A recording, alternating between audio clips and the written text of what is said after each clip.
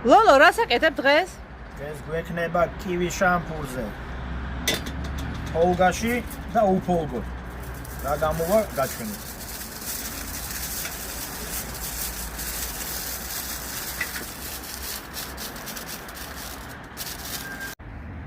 კივის შამპურზე უკვე მზად არის, აი თავისუფლად მოძრაობს. ნახოთ როგორია გემო. მეგობრებო, აი შემწვარი კივი. მე მომეწონა, მით უმეტეს თუ დააყრით ზევიდან შაქარს. ეს კიდე ფოლდაში გაკეთებული, მოხარშული კივი. მე არ მომეწონა, გასინჯული მაქვს, მაგრამ ეს მომეწონა. ეს გემრიელია. თან რბილი.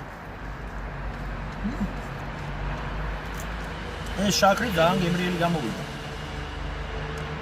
ფოლდაში არა.